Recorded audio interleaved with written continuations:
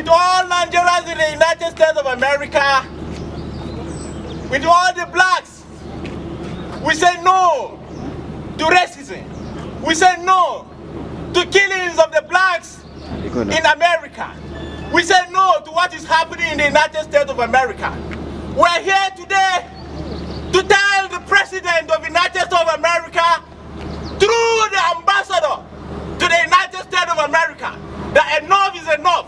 We cannot take it anymore. That if gay is not taken, if gay is not taken, if gay is not taken, we in Nigerians, we're going to retaliate. Enough is enough.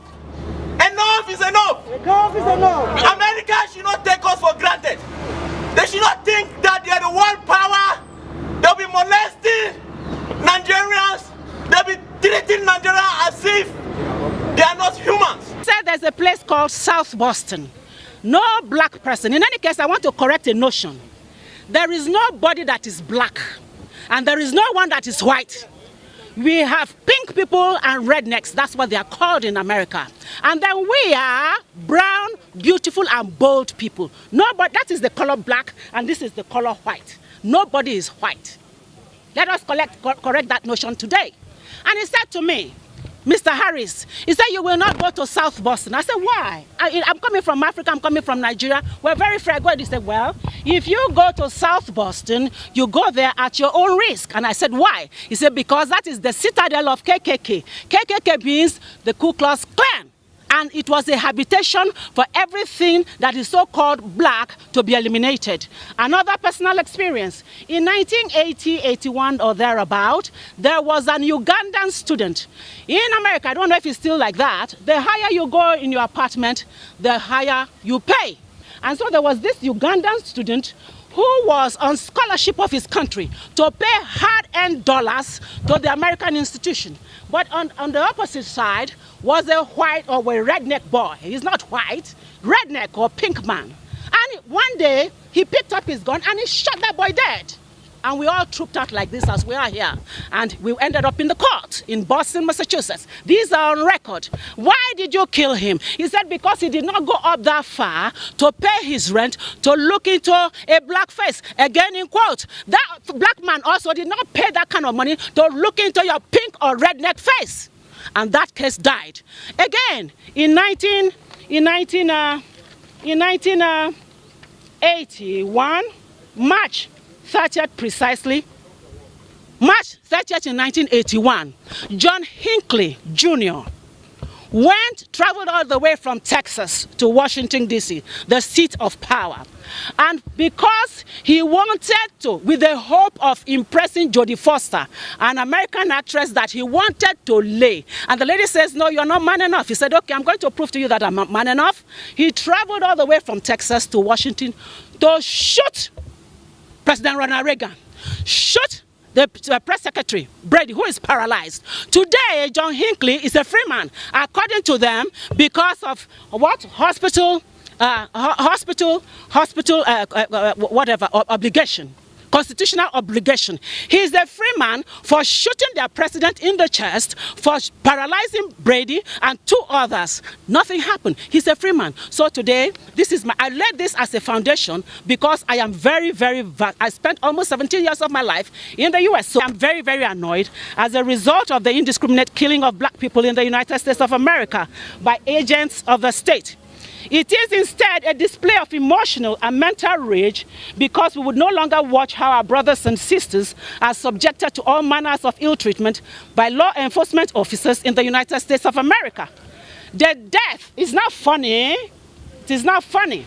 The death of George Floyd is an act of barbarism that is being spearheaded by the white supremacists. Again, I keep saying there's nothing like white. It's either pink or redneck in the United States of America because black lives, brown colored people, their lives, our lives matter. But we say black lives indeed must matter. The Center for African Liberation and Socio-Economic Rights have in numerous forums stated that it is indeed time for the blacks, I want to continue to use the blacks because that's what we're used to, and Africans to take their destinies into their hands. If we must survive the fangs of the whites, whose desire is to see to the extinction of the entire black race in the world. Of course, you can tell from the recent COVID-19, where they have gathered together to say their agenda is for the depopulation of Africa. And of course, it will never happen. This is over 50 years down the line when the late Martin Luther King Jr. spoke about the emancipation of blacks in the United States of America. I want to say something here. I want to also call out our black brothers and sisters in America, Oprah Winfrey, Steve Harvey, Tyler Perry, Dionne Warwick, and the rest. Martin Luther King paid a maximum price for them to be what they think they are today. As a black person, you can never really amount to anything. So if they are going to keep silent over this matter, if they are not going to come out as we are coming out in Africa, tomorrow South Africa is marching, day after tomorrow Ghana is marching. One black life is equal to 10 rednecks. If they are not going to come out because they are so afraid they cannot say what that needs to be said, we are going to speak for them. Now, we are not unmindful that some of us have come here out of great trials and tribulations. Some of us have come fresh from narrow jail cells. And some of you and some of us have come from where our quest for freedom left us battered by the storms of persecution and staggered by the winds of police brutality. You have been the veterans of creative suffering. These words of Martin Luther King reverberate till date in the United States of America and other Western climes. And the question is, should we suffer untold hardship and persecution just because of the color of our skin? I am asking. No! Should we continue to suffer this brutality and barbarism? I am asking. No! Right. Should our children, brothers, sisters, fathers and mothers continue to be killed because we are colored blacks? No! Because we are brown and beautiful? We are gathered here to register our displeasure with the happenings in the United States of America where black lives do not matter. For us at the Center for African Liberation and Socio-Economic Rights, black lives indeed do matter, and indeed we do matter. And this is the message we want the ambassador of the United States of America in Nigeria to convey to President Donald Trump. Our message is simple. Black lives matter, and racial discrimination must stop in the interest of peace, unity, and progress. If this does not stop, Africans, we must take our destinies into our hands and fight for our rights. Because according to the Universal Declaration of Human Rights, we are all born free. We are all born equal. Nobody is more equal than the other. We all have our thoughts and our ideas, and we should be all treated the same way. The rights in the UDHR belong to everyone, no matter who we are, where we are from, or whatever we believe. We all have the right to life and to live in freedom and safety. No one, and I again repeat, no one should be held as a slave, and no one has the right to treat anyone else as their slave or snuff life out of them. It is indeed unacceptable. I say it is indeed unacceptable. Unacceptable. No one has the right to inflict torture or to subject anyone else to cruel or inhuman treatment. Nobody, and I again repeat, no one has the right to enter our home, open our doors, or mail, or intrude on our families without good reason. We also have the right to be protected if someone tries to damage our reputation unfairly. And that is the case going on now, particularly in the United States of America.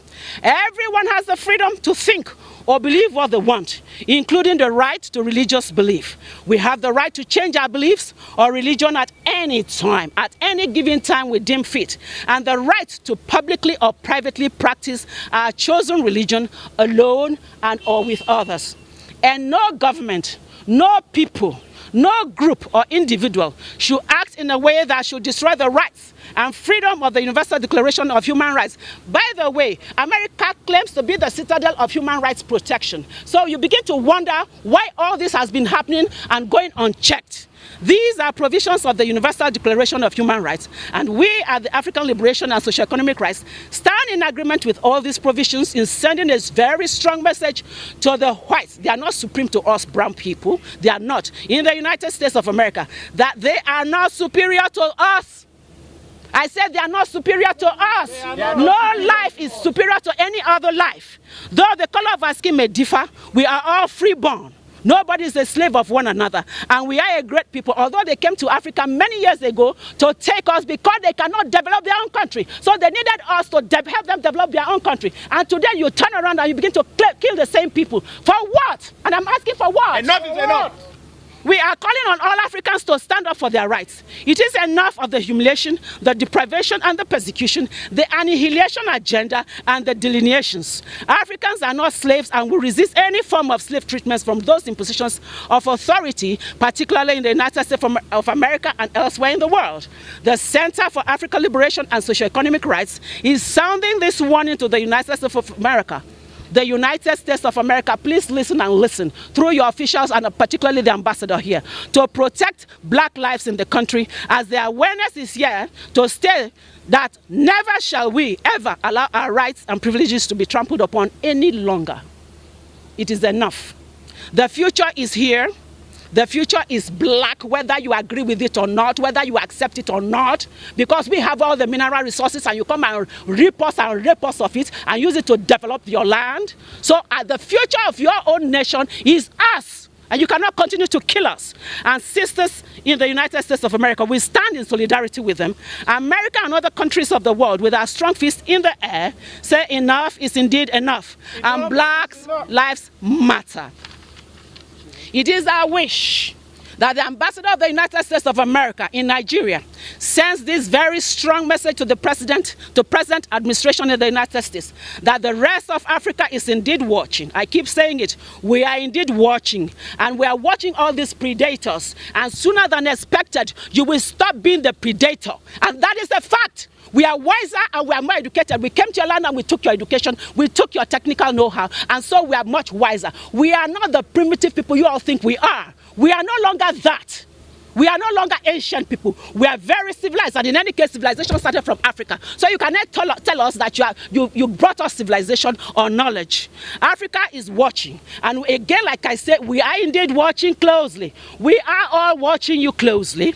How the present administration in the United States will do to make black lives matter and seek justice for late Floyd George. Africa is indeed waiting to see that justice is served to the killers of George Floyd, and as nothing short of that will be acceptable or tolerated by us. That we are blacks, I mean, we are not black. Nobody is black or white. Only a ghost is white. We are brown, bold, and beautiful people. Do not mean that our rights and privileges should be trampled upon. Enough of that nonsense. That happened centuries ago. I mean centuries ago. And you should know better that we are wiser. We come to your country and we outwit you, we outbrain you, we outstudy you, and you return us to build your system. And we are saying, no, you cannot keep us down to build your system and then you continue to kill them. It is no longer acceptable. It is no longer acceptable. We shall never allow a repeat, now or in the future. Africans must unite, particularly in this cause. Tomorrow in South Africa, this same thing is happening. Day after is Ghana, the whole of African nation. It doesn't matter if you're from Jamaica, St. Kitts, St. Lucia, St. Thomas, wherever you come from. As long as you are black, in quote, as they say, you are an African. And this is the time for each and every one of us to rise up and say no to this barbarism. I said we should say no to this barbarism. No. We continue to say no, and we shall continue to say no until you get the message and get it really clear. Now, Africa must unite in the critical point of our existence. One day, shows we don't want to go to America. You just come. Let's meet at the border. Please, let's meet at the border. Okay, thank you. We don't want to go to America. We don't need visa.